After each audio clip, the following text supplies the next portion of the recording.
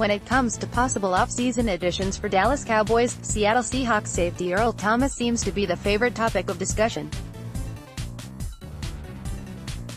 But the Cowboys' defense was actually considered elite at times last season without a dynamic playmaker in the secondary.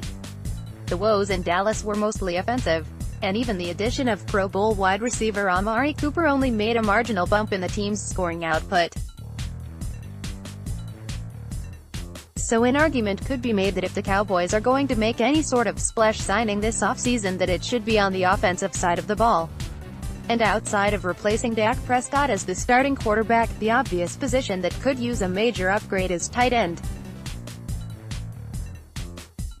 Still, there do not appear to be any transcendent tight ends scheduled to hit the open market next month. But the upcoming draft looks to be chock full of interesting prospects. Unfortunately, Dallas doesn't have a selection until late in the second round, 58th overall. If improving at tight end is going to be a focus, it's likely to be done during the draft. And the fact is, tight end may not actually be a focus, as the Cowboys coaching staff appears to be enamored with the potential of Blake Jarwin as their future Jason Witten. His 3-touchdown explosion in the team's Week 17 victory over the New York Giants likely only served to pour gasoline on that fire. Certainly, the Cowboys have other needs to fill on the offensive side of the ball. Running back Ezekiel Elliott needs a quality backup,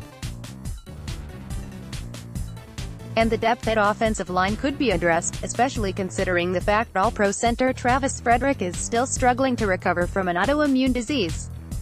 As unlikely as it might sound, wide receiver could be where the biggest splash is made. Wideouts Cole Beasley, Tavon Austin, and Terrence Williams are all scheduled to hit the open market next month. And Allen Hurns could easily become a cap casualty.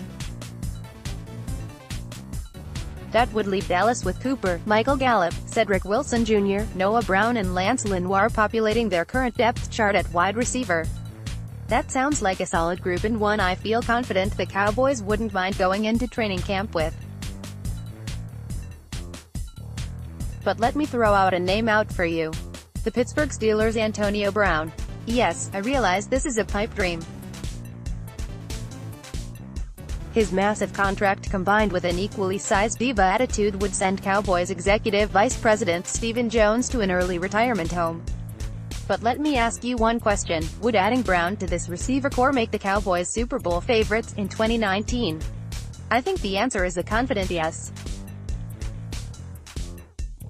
Think about it. The missing piece to the puzzle in Dallas appears to be an explosive passing game. Maybe you could throw in a more effective special teams unit as well, but that's a topic for another story. I know many of you will point out that Prescott is still the quarterback of this team. And if he is unable to connect with open receivers consistently, you could have a 1980s Jerry Rice out there and it wouldn't matter. And you are right. But if you believe Prescott needs to be replaced in Dallas, you should support the idea of adding someone like Antonio Brown to the roster. If the Cowboys made that kind of commitment to improving their passing game and Prescott still continues to struggle, it makes it much more likely Doc would be replaced. And quickly. Brown is scheduled to make $12.6 million in 2019, with a salary cap hit of a whopping $22.1 million. He is under contract through 2021. The 5'10", 186-pound receiver is also turning 31 years old in July. And to say his relationship with the Steelers is contemptuous is an understatement.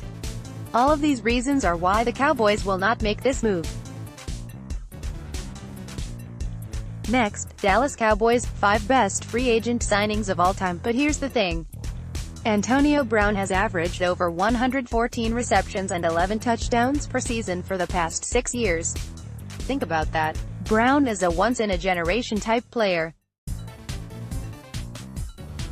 He has undoubtedly been the most consistent and elite receiver in the league during that span. If the Dallas Cowboys did trade for Brown, it would be Super Bowl or bust for America's team in 2019. And why?